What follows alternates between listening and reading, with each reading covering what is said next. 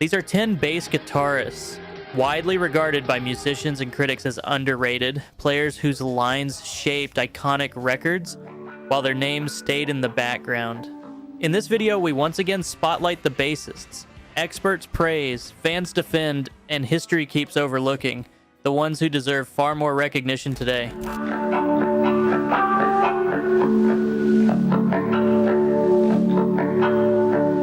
Tony Franklin is that dude other bass players lose their minds over, but ask a random rock fan? Crickets. His whole thing was fretless bass and hard rock, like showing up to a monster truck rally in a vintage Jaguar. Sounds incredible. Not what people expect.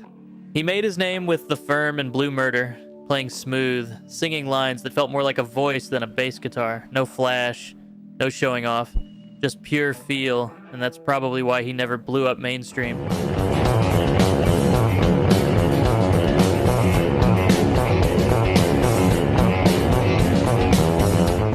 Fretless doesn't slap you in the face, it sneaks up on you. But ask any serious bassist who changed the game, and Tony's name drops fast. The rest of the world, still sleeping. Franklin wasn't just holding down songs, he was shaping the whole emotional vibe, rewriting the rules on what rock bass could be, and he did it without begging for applause.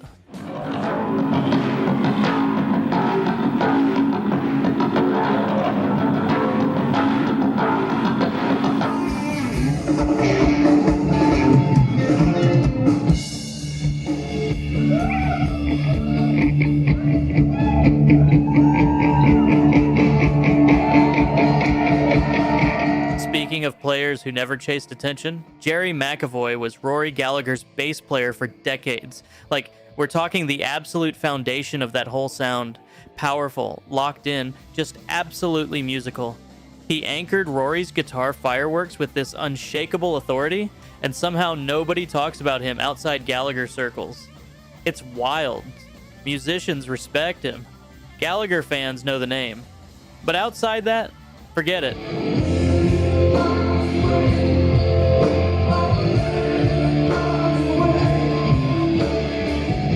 The thing is, Gerry wasn't trying to steal the show.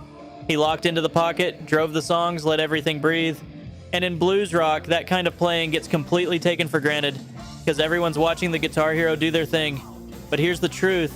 McAvoy's groove, his instincts, knowing exactly when to push and when to lay back. That's why those records hit so hard.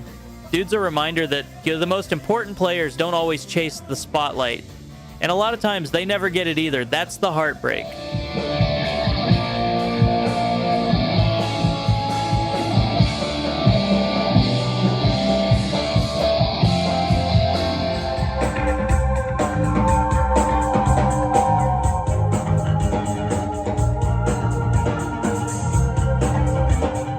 But sometimes the issue isn't just being overlooked, it's being forgotten. Derek Forbes is like a cautionary tale about how band stories get rewritten. Simple Minds blew up huge, right? Stadiums, MTV, the whole thing. But somewhere along the way, people forgot that Derek was building that raw, urgent foundation early on. His bass lines were aggressive, melodic, but with teeth, full of tension and energy. And here's the kicker. After he left, fans and critics started saying the band lost something real, that the best work was behind them.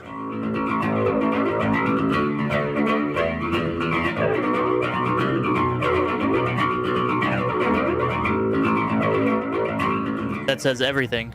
Forbes wasn't just playing bass. He was creating atmosphere, pushing songs forward, giving them that edge and bite. But when people list influential bassists from that era, his name barely comes up. That's what makes it sting. His absence became more obvious than his presence ever was at the time. Only now are people going back and realizing he was essential to everything that made Simple Minds matter.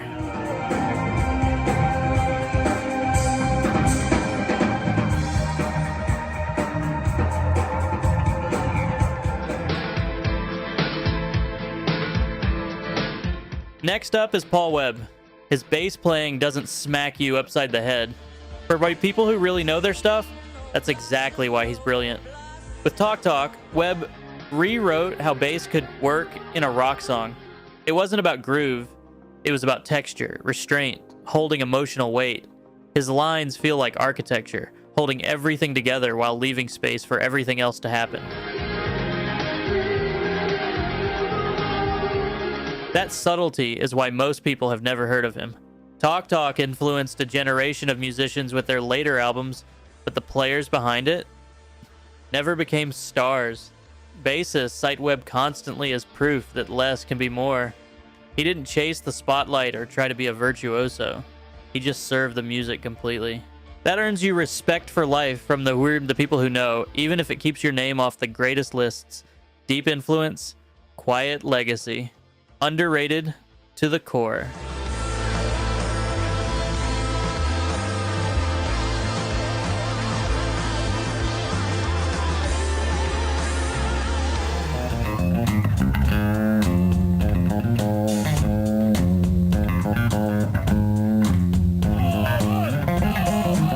Norman Watt-Roy is everywhere once you start noticing, but almost nobody knows his name. That's the real tragedy. He's best known for playing with Ian Dury and the Blockheads, blending rock, funk, and groove with ridiculous precision and personality. His bass lines weren't just there to support, they were the hooks, the things that made you move. Musicians point to him as a master of feel and timing, someone who could make a song glide without ever overpowering it. But mainstream recognition never happened.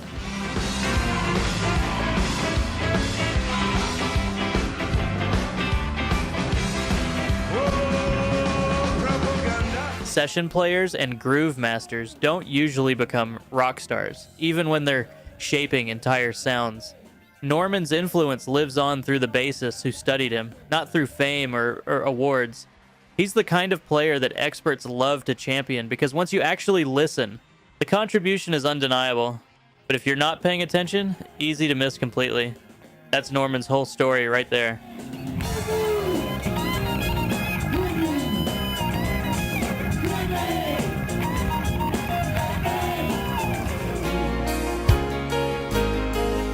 I drawn the line, I built my wall. Here's a different problem. Doing too much too well. John Wetton gets remembered as a singer, a songwriter, a frontman, and that quietly shoves his bass playing into the shadows, which is a real mistake. His work with King Crimson and UK is heavy, aggressive, deeply expressive. He helped push prog rock into darker, heavier territory. Wetton didn't play bass like some technical exercise. He played it like a force of nature. But here's the problem. When you do a bunch of things really well, people stop separating them out.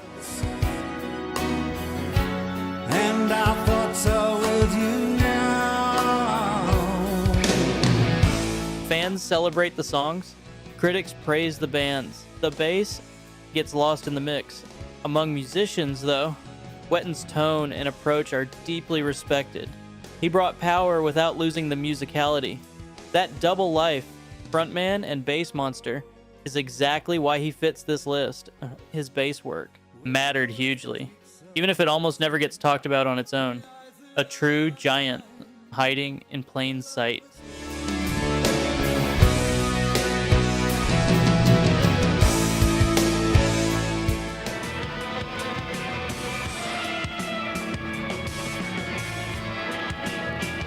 Colin Greenwood proves that being in a massive band doesn't mean you get recognized as a musician.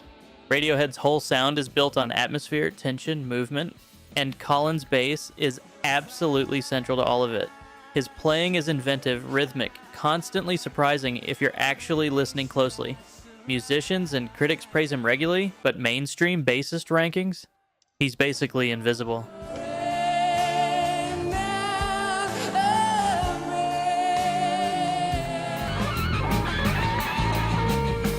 Part of it is Radiohead's whole collective vibe. Part of it is that Colin doesn't showboat. He doesn't dominate, he shapes. That kind of smart, thoughtful bass, playing ages like fine wine, even if it doesn't grab headlines. More people are starting to notice just how crucial he is, but compared to what he actually deserves, Colin Greenwood is still quietly, massively underrated. The songs wouldn't breathe the same way without him. Period. That's just the truth. A master hidden in plain sight, building foundations everyone takes for granted.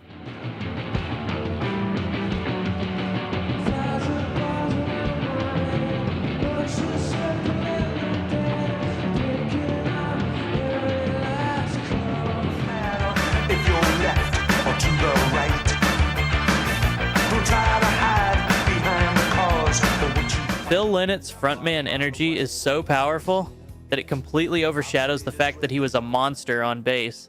His playing was melodic, confident, woven right into Thin Lizzy's DNA. He wasn't just following the guitars, he was creating counter melodies, adding motion and warmth to everything. Experts hear it instantly, but the general public, they see the voice, the lyrics, the presence. That imbalance is exactly why he's on this list. Not because people forgot him, but because they forgot half of what made him great. Lynott's bass wasn't showy, but it was musical and purposeful, driving songs while supporting that iconic twin guitar attack. Strip the music down, and his bass lines are still completely essential.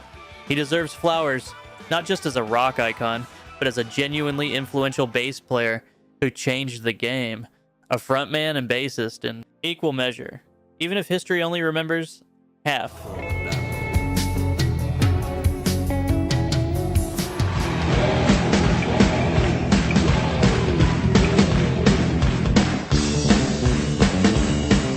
Ross Valory helped build Journey's sound during their biggest years, and somehow his name never comes up in great bassist conversations. His playing was melodic, supportive, perfectly matched to the band's huge emotional style. Journey's songs work because they're built on rock-solid foundations, and Valory's bass lines are quietly carrying a ton of that weight. But because the band became all about big vocals and arena hooks, the rhythm section gets completely overlooked. The people who know, though, they know exactly what he brought.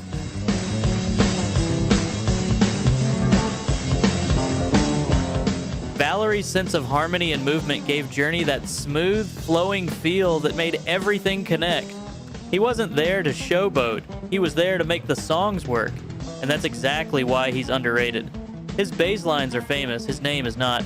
That gap between contribution and recognition, that's the whole story. A foundation builder who never got the credit, but deserves every bit.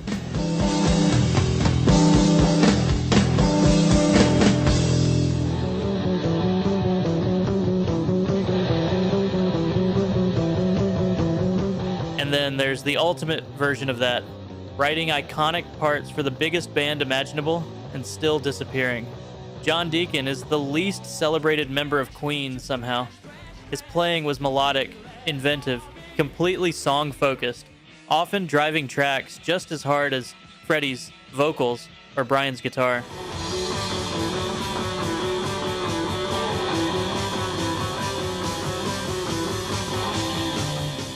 Deacon didn't want the spotlight, and after he stepped away from public life, his reputation got even quieter.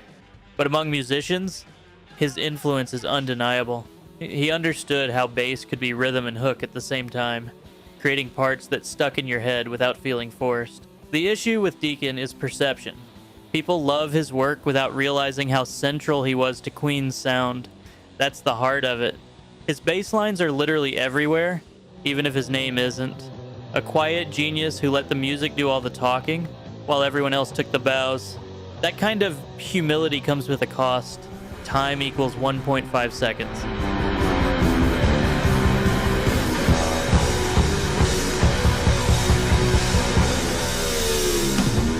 So, yeah, underrated doesn't necessarily mean unknown. Most of the time it means underappreciated.